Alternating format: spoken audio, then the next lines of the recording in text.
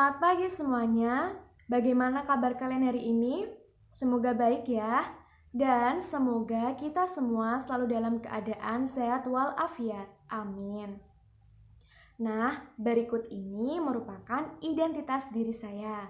Nama saya Fitria Siska Fadilah, NIM 8 dari kelas Tadris Biologi A semester 6 IAIN Kudus. Dan pada mata kuliah evolusi.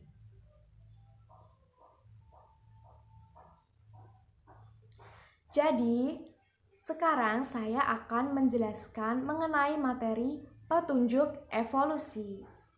Simak baik-baik ya. Jadi, petunjuk evolusi memiliki dua subbab. Yang pertama yaitu homologi anatomis dan molekuler, dan seleksi alam pada ikan gupi atau Posilia reticulate. Jadi, evolusi sebagai ilmu harus dapat diuji secara saintifik melalui metode ilmiah. Evolusi bukanlah kumpulan cerita tentang masa lalu yang tidak dapat dibuktikan secara ilmiah. Ketika evolusi dipertahankan sebagai ilmu pengetahuan, maka evolusi harus dapat membuktikan bahwa beberapa spesies seperti dinosaurus pernah ada di kehidupan bumi, ataupun makhluk hidup tertentu memiliki hubungan kekerabatan satu dengan yang lain sebagai sejarah evolusioner. Petunjuk evolusi. Petunjuk evolusi ini dijadikan bukti-bukti yang menyatakan bahwa evolusi itu ada dan sedang berlangsung hingga saat ini. Jadi evolusi sudah ada dari sejak zaman dahulu dan masih bertahan hingga saat ini.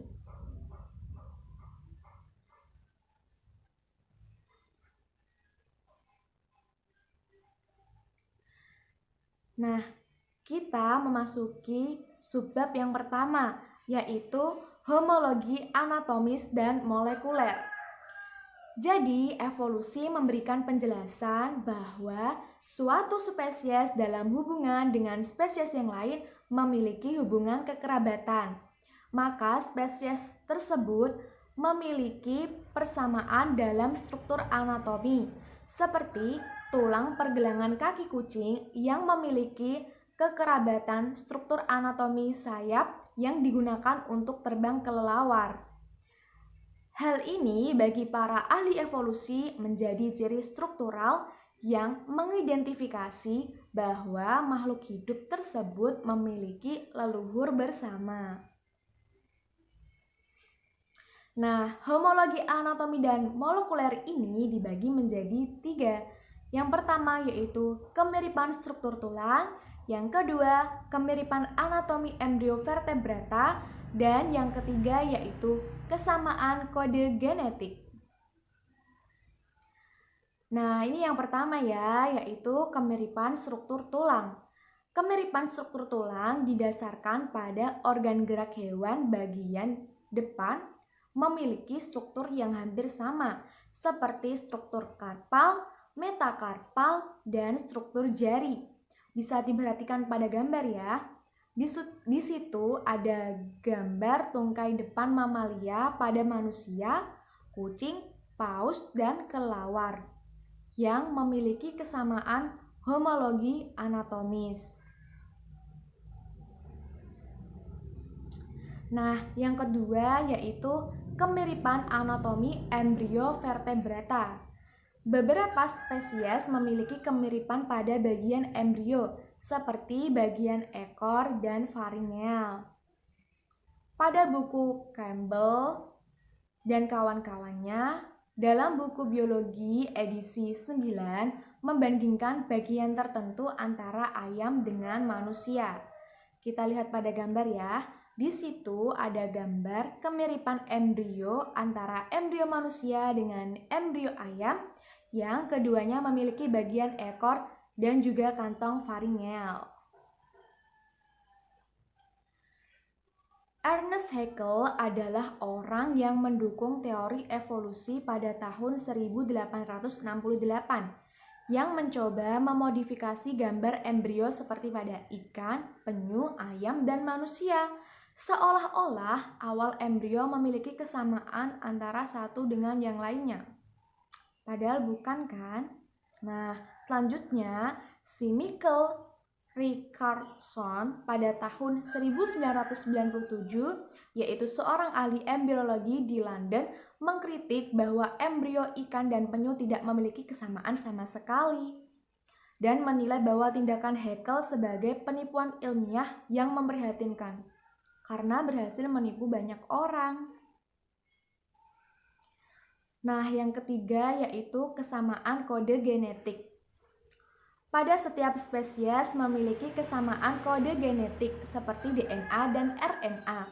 Kode genetik seperti pasangan basa, adenin timin, dan guanin sitosin tersebut menunjukkan masing-masing spesies memiliki ciri yang universal. Ahli evolusi John C. Evis sering menyebutkan bahwa setiap spesies berasal dari leluhur gen yang sama. Nah, selanjutnya subbab yang kedua yaitu seleksi alam pada ikan gupi. John Adler dari University of California mempelajari dampak predator pada ikan gupi atau Polycia reticulate, yaitu ikan gupi betina lebih tertarik kawin pada jantan yang berwarna cerah dibandingkan dengan warna yang suram. Namun bagi para predator lebih memilih jantan yang berwarna cerah. Jika dalam suatu kolam ada predator ikan gupi atau killfish, maka populasi ikan gupi berwarna suram lebih menguntungkan dibandingkan warna yang cerah. Nah, di situ ada gambar ya. Ada ikan gupi yang berwarna cerah dan ikan gupi yang berwarna suram. Jadi si killfish ini lebih suka memangsa si ikan gupi yang berwarna cerah. Ikan gupi memiliki motif bintik tidak beraturan dan berwarna-warni. Meskipun begitu, tetapi terdapat suatu keteraturan tertentu, yaitu apabila semakin banyak pemangsa di suatu sungai, maka bintik ikan gupi semakin kecil dan warnanya semakin samar. Dan sebaliknya, semakin sedikit musuh yang terdapat di sekelilingnya, maka akan semakin besar dan terang warna bintiknya. Nah, ikan gupi yang hidup di bagian hulu memiliki warna mencolok, sebagian besar berwarna biru dan bercahaya, dan mudah terlihat oleh mata. Sedangkan ikan gupi yang hidup di dasar bintiknya kecil, cenderung berwarna hitam, gelap, suram, dan semakin mirip dengan kerikil di dasar sungai. Sehingga Adler berkesimpulan bahwa seleksi alam sedang bekerja, yaitu semakin besar tekanan pemangsa, maka semakin kuat juga penyamaran yang dilakukan oleh si ikan gupi. Jadi, hasil penelitian yang dilakukan oleh Adler pada ikan gupi memiliki kesesuaian dengan gagasan Darwin, yaitu evolusi pada organisme yang terjadi salah satunya karena adanya seleksi alam. Nah, demikianlah penjelasan saya mengenai petunjuk evolusi. Semoga bermanfaat, kurang lebihnya mohon maaf, dan terima kasih yang sebesar-besarnya. Wassalamualaikum warahmatullahi wabarakatuh.